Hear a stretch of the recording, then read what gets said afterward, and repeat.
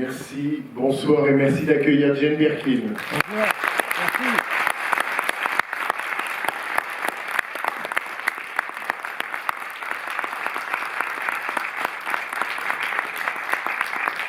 Oui, merci vraiment d'être là pour la rétrospective des films de Bertrand Tavernier. Elle a commencé le 15 février, elle va durer jusqu'au 5 mars. Et là, ce soir, c'est Daddy Nostalgie, un film de 1990 qui a été présenté en compétition à Cannes en 1990, qui a dû sortir en septembre de la même année, et que vous avez tourné à l'été 89. On y reviendra. C'est peut-être la première chose que j'avais envie de vous demander, c'est que c'est un scénario autobiographique, puisque c'est un scénario écrit par Colo Tavernier-Wagen, qui était l'ex-femme à ce moment-là de Bertrand Tavernier, sa scénariste, et ce scénario est son histoire, c'est-à-dire c'est un scénario autobiographique. Et ma question c'est, est-ce que c'est elle qui a pensé à vous pour jouer elle, ou si c'est Bertrand Tavernier qui souhaitait que vous soyez dans son film à eux? Je ne sais pas du tout. J'étais très très contente qu'il me demande de le faire. Et j'ai connu Colo après, mais je ne connaissais pas Bertrand. Il y a quelqu'un qui a dit, si on avait su qu'il allait mourir comme ça, on aurait dit plus qu'on l'aimait. Et c'est vrai que moi aussi j'aurais dit plus à quel point je l'aimais, ou de le citer, parce que cet homme tellement extravagant, tellement curieux des autres, qui les mettait toujours en valeur. Si je suis là ce soir, je pensais que je serais le seul, je ne pensais pas que vous allez affronter le froid à 8h30 du soir. Vous êtes génial d'être venu. Mais c'est vrai qu'il donne très envie de le défendre, en fait. Parce que j'ai rarement connu quelqu'un aussi enthousiaste, aussi content de nous avoir. C'était un tel plaisir de faire ce film avec lui. C'était vraiment très étrange parce que c'était tourné à Sanary, qui est un petit village dans le sud de la France, où vivaient les parents de Colo Tavernier, son ex-femme, donc monsieur et madame. Donc ses parents. Ses parents à elle. Mes parents sont venus pour jeter un coup d'œil à qui allaient être mes parents. Donc, j'avais mon père qui était très suspicieux de qui allait jouer mon père. Il n'avait pas vraiment à faire une histoire parce que Doug Bogart était quelqu'un qu'il admirait énormément. Et c'est vrai, Trevor Howard était mon autre père dans un autre film et Piccoli dans un autre. Donc, j'ai eu des pères magnifiques. Tout a parlé bien, c'est vrai. Et c'était très étrange de tourner à Sanary parce qu'on avait des faux parents, enfin des parents de Colo. Mes parents, ma mère allait acheter des journaux pour lire à mon père, pour le tempérer dans la journée en attendant. Et il y avait Doug et moi. C'était le dernier film de Doug Bogart. À cette époque, il ne voulait plus tourner. Il ne voulait plus tourner et ma belle-sœur le connaissait. Donc Bertrand a pu avoir son numéro de téléphone. Et exceptionnellement, vraiment, enfin c'était la dernière chose qu'il a tournée, il est venu tourner avec nous dans le sud de la France. Et c'est là où je me suis basée beaucoup sur les parents de Colo, qui n'étaient pas vraiment comme les miens, c'était vraiment comme ceux dans le film. Et c'était un personnage exquis, Colo Tavernier.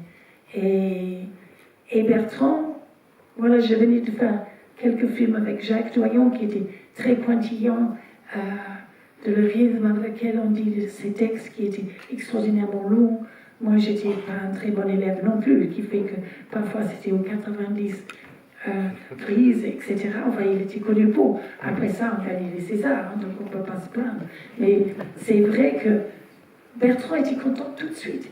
Et c'était une telle joie de vivre d'être dans un film de Bertrand, parce qu'on dirait que tout était des cadeaux. Et on a passé 8 semaines ensemble, exquis. Je crois que le film avait un très mauvais titre, je crois, Daddy Nostalgie.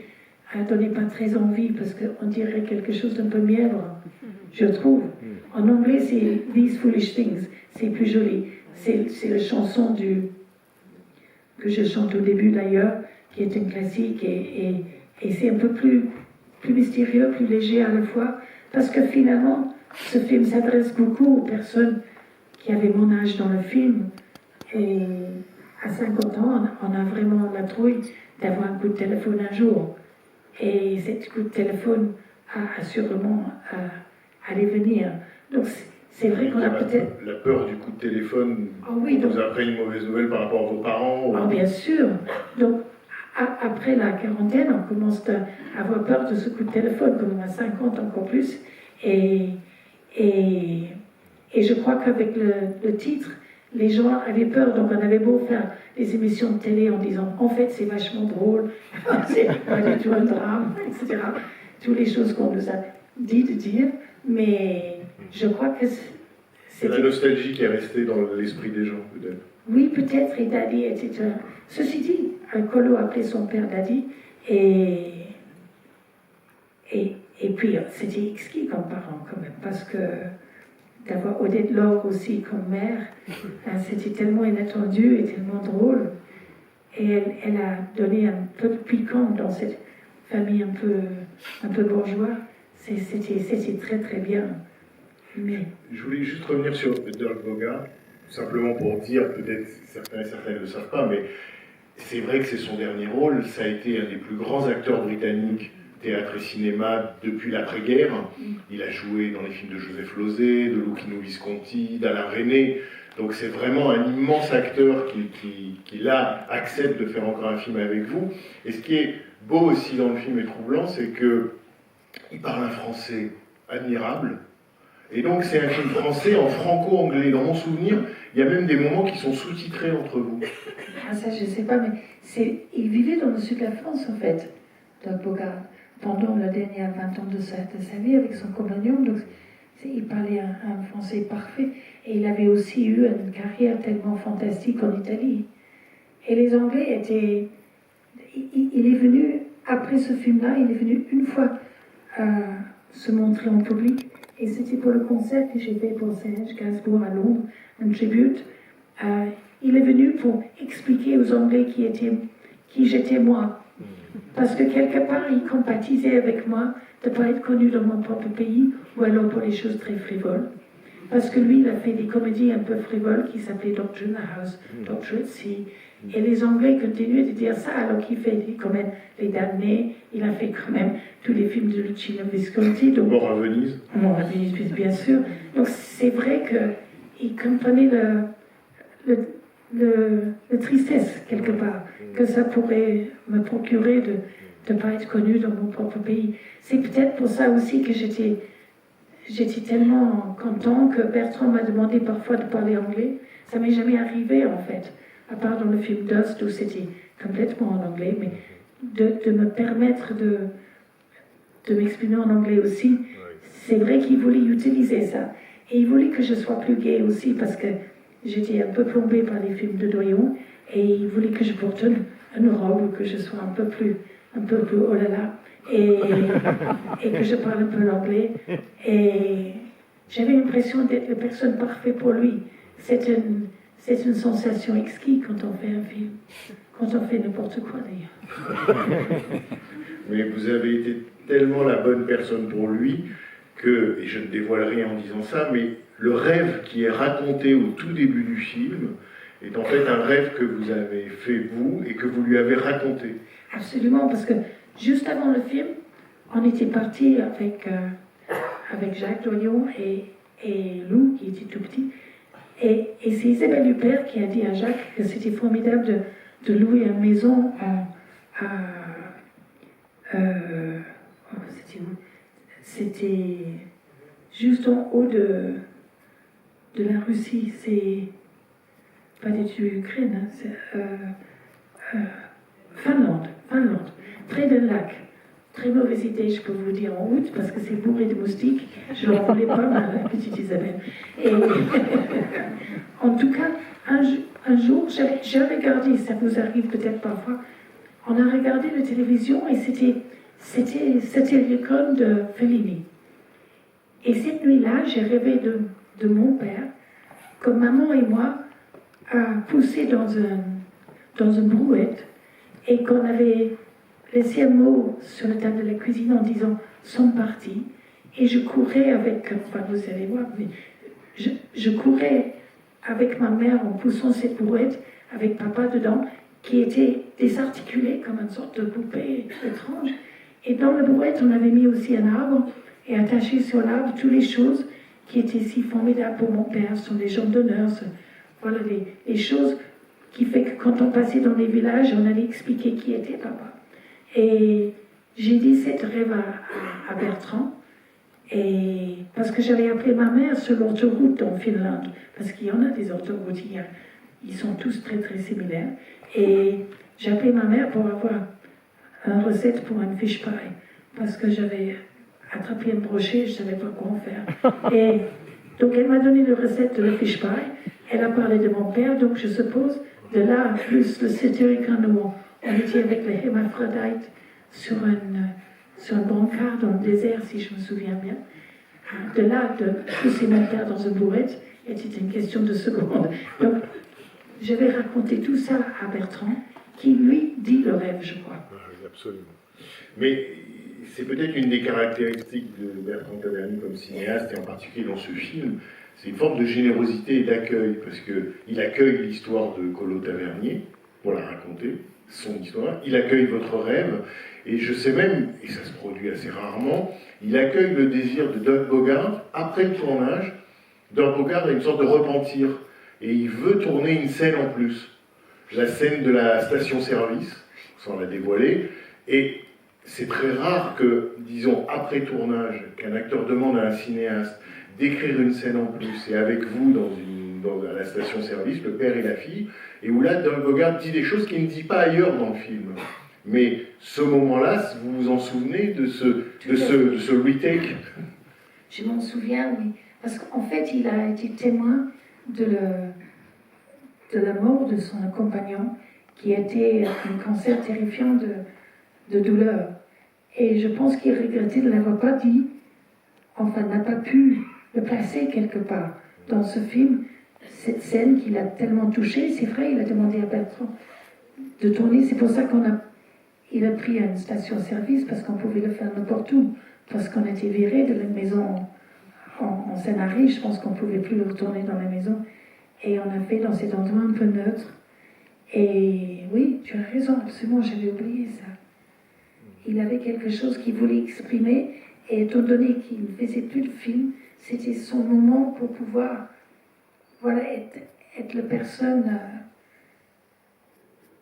pas seulement touchant, mais qui a été touchée à ce point, alors qu'il pourrait, dans le film, être sarcastique, enfin, toutes les choses qu'on connaît de Bogart, qui n'était pas un être simple du tout. Et là, il se livre, enfin, oui, exactement, il avait envie de se livrer, absolument. Et en même temps, vous le disiez, c'est un tournage qui a été joyeux. C'est un tournage qui vous laisse le souvenir d'un moment, d'un temps, presque de quelques semaines de vacances. Quoi. Il y a quelque chose de cet ordre-là. C'était délicieux. Et je serai toujours plein de gratitude de Bertrand, parce que je n'ai plus jamais retrouvé ça. J'ai pratiquement plus fait de film du tout. Et je n'ai jamais eu cette sensation aussi de liberté qu'on vous prend avec tout. Enfin, avec les défauts, avec les maladresses, Dieu sait. Chaque fois que j'ouvre le porte, j'ouvre la arcade aussi bien avec. C'était assez notoire de maladresse. Eh bien, il aimait tout ça aussi. J'avais l'impression. Et après le film, parfois quand j'étais triste, il m'appelait. Il voulait que je découvre le cinéma anglais avec des cinéastes que je ne connaissais pas. Et ça, il voulait toujours partager tout ce qu'il venait de trouver, qu'il trouvait pouvait peut-être vous alléger la vie un peu. Donc je regrette son absence, c'est vrai, aujourd'hui. Et il trouverait bien des remèdes à ça, avec sa grande curiosité et sa générosité. Mille merci, Jeanne Birkin, vraiment. Un grand merci d'avoir venu jusqu'à nous, pour parler de Bertrand Tavernier et de la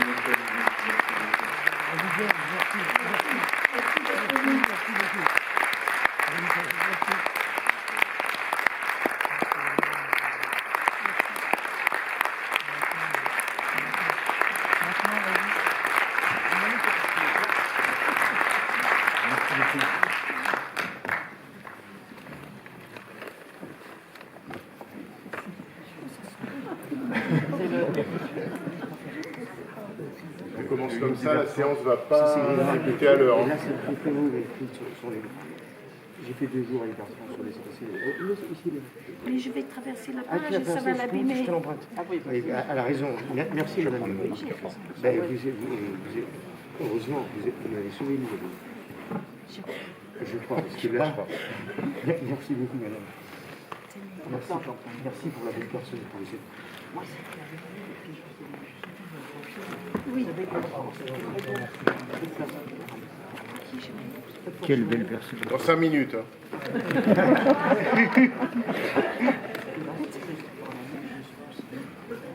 Quand il y a les femmes les plus gentilles, c'est compliqué.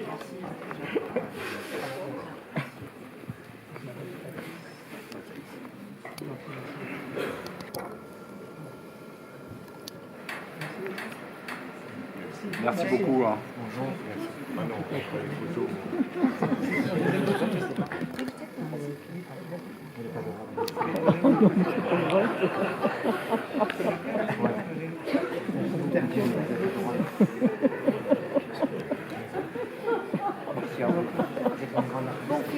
Merci. Merci, vous êtes formidable. Vraiment.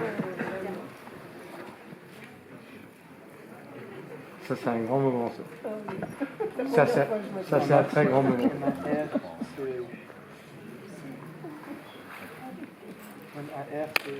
Respect. Merci, madame. Bravo. Merci, Jeanne. Merci. Merci. Ouais.